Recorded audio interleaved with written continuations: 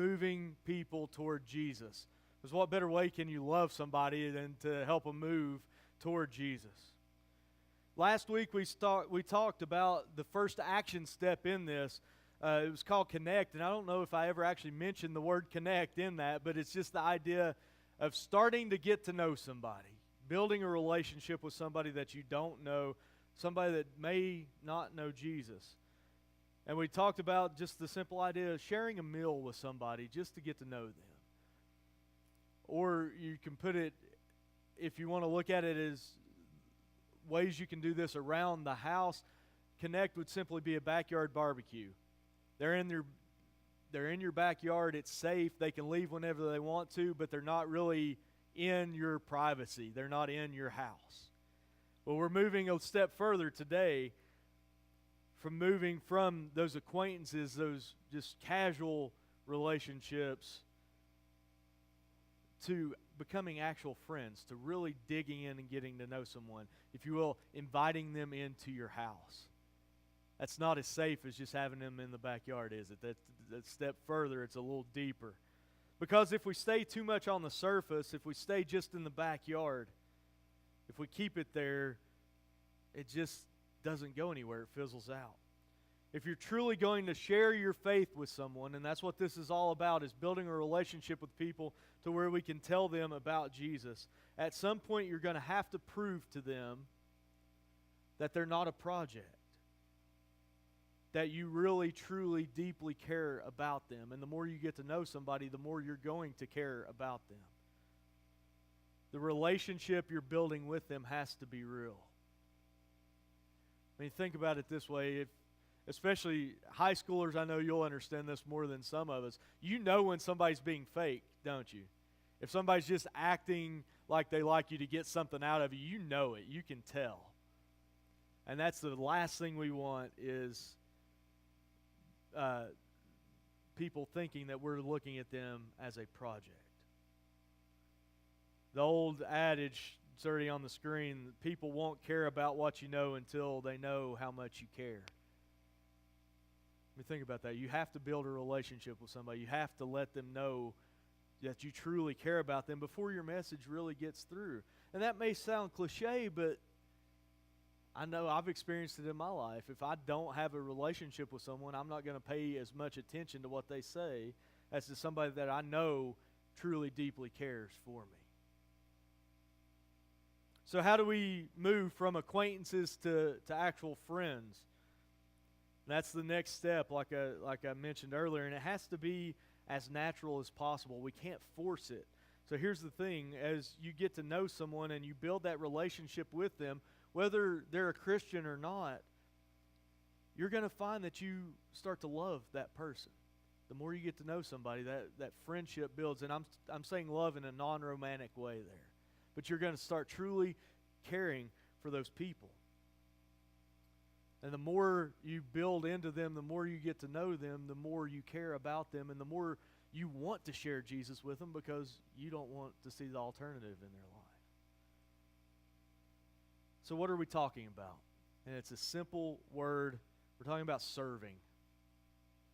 We're moving from connecting with them in the backyard barbecue to serving them, to providing a need. And I'm not talking about serving in regards to here at church or serving other Christians. Well, there's nothing wrong with those things. That's things that we should be doing.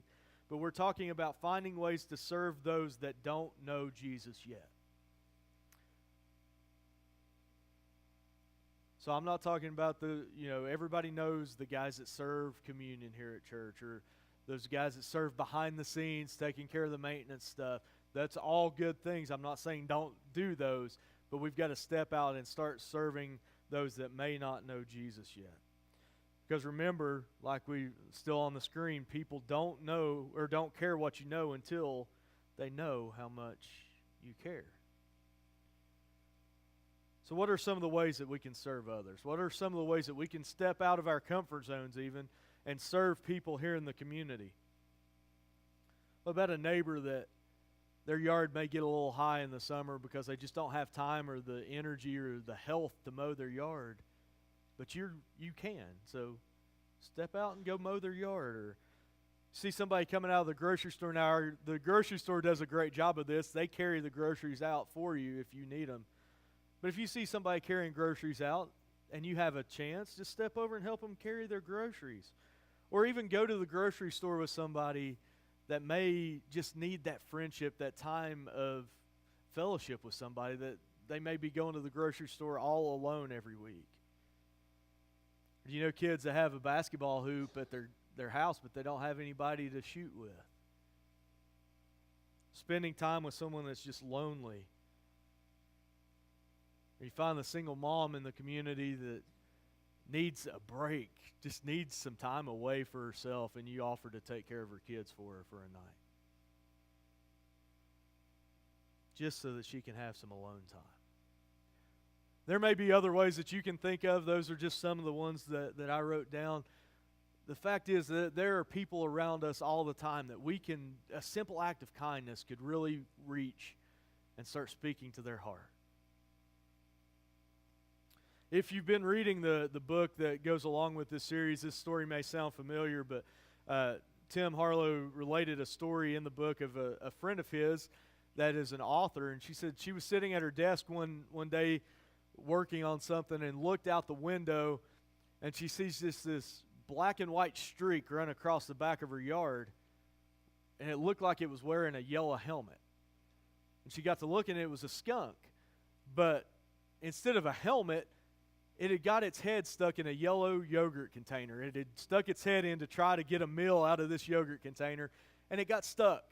Completely blind. It was running around like crazy trying to get the container off its head, and her first thought was, somebody ought to do something about that. And she said the more she watched it, the more she realized nobody else is going to do anything. Maybe it'll go get out of my yard and it won't be my problem anymore. But she realized soon after that it wasn't going anywhere. It couldn't get out. So she called animal control and told them the situation, said, what do I do about this? And the guy at animal control said, well, ma'am, you're going to have to go out and take that container off its head. But what if it sprays me? And the guy said, well, you're safe. If it can't see you, it won't spray. And she says, yeah, but what about when I get the container off and it sees me? What's it going to? He said, well, try to make it feel as least threatened as possible. And she's like, okay, well, how am I going to do that? You know? She looked back out the window and it was gone. So she's like, okay, well, maybe I'm off the hook. And then all of a sudden she sees it again. She realizes she's the one that's going to have to take care of this. So she goes out in her backyard. She's looking around, can't find it. And all of a sudden she looks up and here comes that streak right at her again. And she said before she even thought, she reached down and grabbed that container off its head. And said they just sat there and stared at each other for about 10 seconds. She was eye to eye with that skunk. And then finally it just turned around and walked away. And she didn't get sprayed, amazingly. I don't know how that happened. But she now has an old beat-up yellow pencil holder on her desk to remind her that sometimes when you see a problem in the world, you're the only one that can do something about it.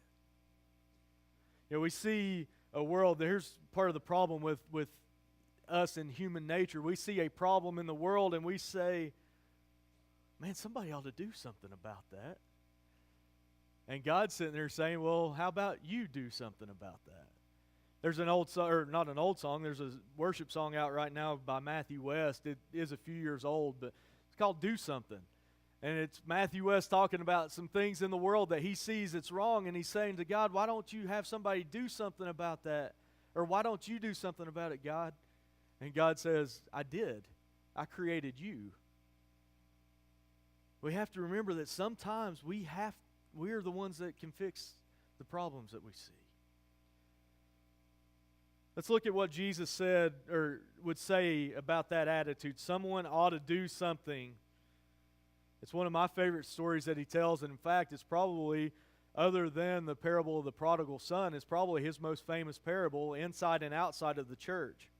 We're going to be looking at Luke 10, 25 through 37 this morning. It is the parable of the Good Samaritan. It says, on one occasion, an expert in the law stood up to test Jesus. Teacher, he asked, what must I do to inherit eternal life? Now first, right there, this whole story that Jesus tells comes from a teacher of the law trying to test and trap Jesus in something. And his response, he says, "What is written in the law?" He replied, "How do you read it?" And the teacher of the law, he answered, "Love the Lord your God with all your heart, with all your soul, with all your with all your strength and all your mind, and love your neighbor as yourself." "You have answered correctly," Jesus replied. "Do this and you will live." Well, if you look at that answer, basically it says love God and love people, which is exactly what we talk about here. If you look at that and you look at the 10 Commandments, all 10 of the 10 Commandments fit in those two phrases right there. Love God, love people. And Jesus says, you're right. That is the law. That is what is correct. Do this and you will live. But the guy was still trying to test Jesus, still trying to trap him. In verse 29, he says, but he wanted to justify himself, so he asked Jesus, "And who is my neighbor?" In reply, Jesus said, and this is where he starts with the parable, he says, "A man was going down from Jerusalem to Jericho when he was attacked by robbers. They stripped him of his clothes, beat him, and went away, leaving him half dead." I can just imagine this guy laying there bleeding on the side of the road, and he looks up. This next verse, a priest happened to be going down the same road. The guy's probably thinking, man, I'm saved. The priest is coming. He's going to take care of me.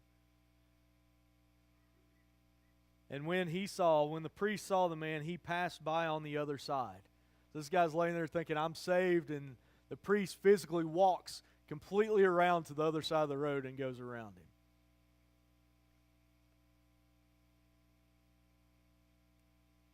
He continued, I lost my place. So too, verse 32, so too a Levite, when he came to the place and saw him, passed by on the other side. So another man of God, another person that the beaten man probably thought was going to take care of him, passed by on the other side. Now, more than likely, the Levite in this story had a reasonable excuse for not doing so, because if he was on his way to perform sacrifices at the temple, if he touched a dead body, he was unclean for 7 days. He wouldn't be able to perform his job. But again, that's just an excuse. So too the Levite passed by, but a Samaritan, as he traveled, came to where the man was. Now, Jews and Samaritans did not like each other.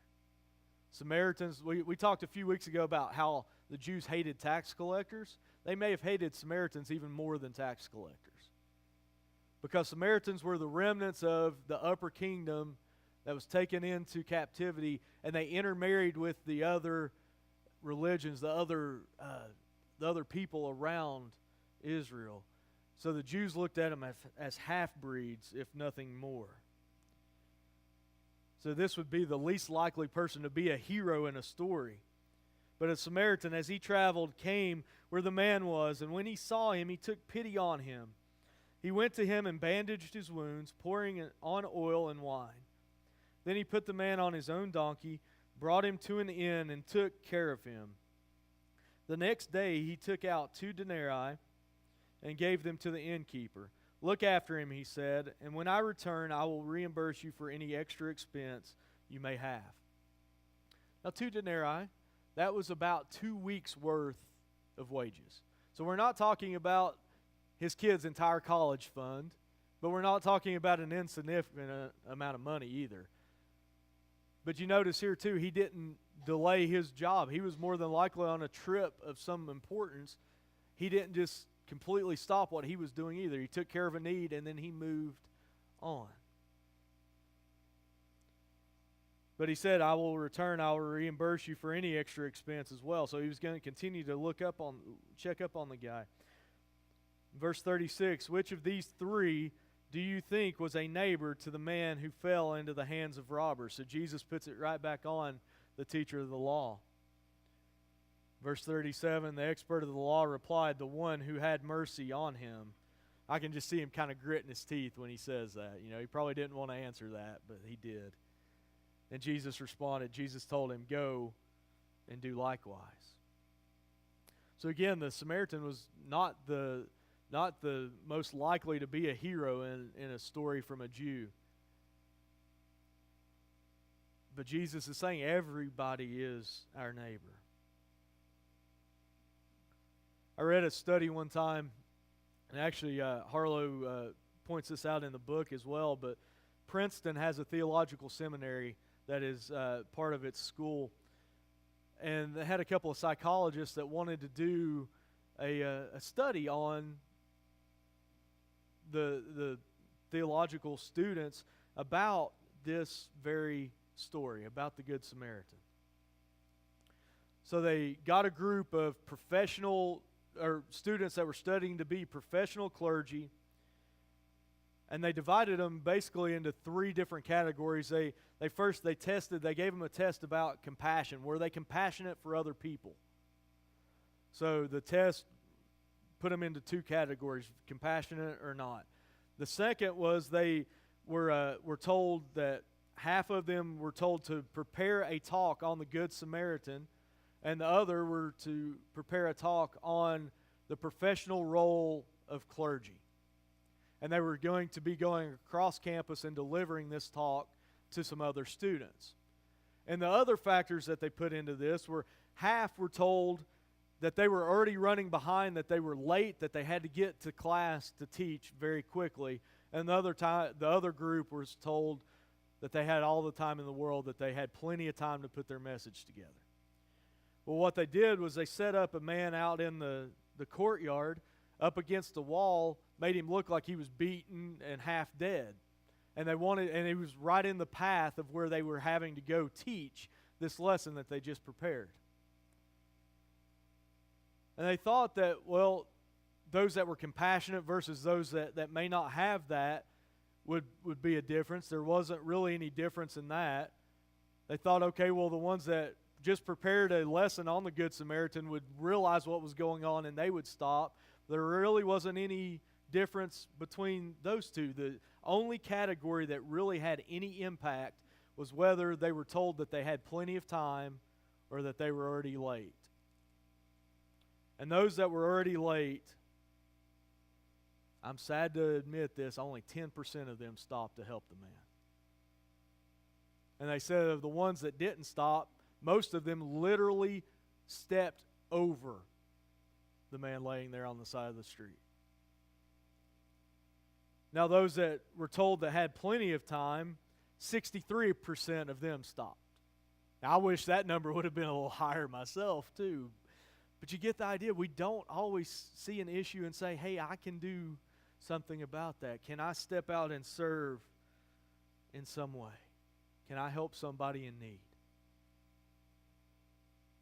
If you're like me, while sermons might be memorable, while topics might be memorable, specific quotes don't always stay very long. But there's one from my mentor, Clint. I think it's the next slide there. Yeah, that's a picture of me and Clint at his retirement party. He served 42 years at the same church and retired a couple of years ago. But he said something in a sermon a few years back that has stuck with me and has really, really changed the way I've looked at things a lot.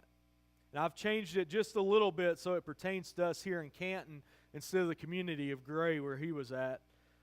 And he said, we serve the community of Canton in the name of Jesus in order to earn the right to tell the community of Canton about Jesus. So let me say that one more time. We serve the community of Canton in the name of Jesus in order to earn the right to tell the community of Canton about Jesus. See, we have to earn the right to tell somebody about Him. We have to earn the right to tell someone about Jesus. Otherwise, what we're saying is going to fall on deaf ears. But again, we can't treat them like a project. So there's a balancing act there. There is. They have to know that we truly, really care about them. If we're doing this life on mission correctly, they'll have no doubt about if we really care or not. I said a minute ago that we serve the community of Canton in the name of Jesus. in order to earn the right to tell the community of Canton about Jesus. On the surface, that might sound like a project. It might. But as you get to know someone and you build a relationship with them, you truly, truly start to care. You start looking for ways that you can serve them even in the smallest of ways. And that's what Jesus did. That's what Jesus was all about, was serving others. As you serve them, your relationship grows even deeper. You can't help but start to see them the way that Jesus does, with the love of Christ in your heart. And people know when you're being fake. I mentioned that earlier. You can't fake this. Last week as we wrapped up, I challenged you to sit down over a meal with someone that you didn't know all that well and to start trying to build a relationship with them. Now I'm going to leave you with a challenge today as well. But keep in mind, this is not just a step-by-step process. It's not one that you can possibly go through very quickly. So that may be a few weeks before you get to this next challenge. Then again, it may be somebody completely different than who you sat down over a meal with as well. But I want you to take that statement from earlier. I want you to adapt it. The way it was, it's a good statement for the church. The church here should be serving the community of Canton in order to earn the right to tell somebody about Jesus. But I want you to take it, I want you to individualize it. I want you to change it to, I serve somebody in the name of Jesus in order to earn the right to tell that same person about Jesus. I want you to take that challenge. I want you to have somebody in mind and plug their name into that statement. It may be a neighbor, it may be a coworker, it may be some random person that you met on the street. I don't know. I'm still trying to figure out who my person is in this scenario as well. In Carlsbad, when we were looking at this, it was our next door neighbor across the street. And we started building a relationship with her, and then we ended up moving. So it didn't really get very far. But I serve blank in the name of Jesus in order to earn the right to tell that person about Jesus. It's as simple as that. You know, we have a mission. If we're on this earth, if God has left us here, we have a mission to tell others about Him. I mean, it's as simple as I can put it. Who are you building a relationship with that doesn't go to church? That's the hard part sometimes. If you have any decision to make this morning, now's the time to do so as we stand and sing There's Power in the Blood, number 329.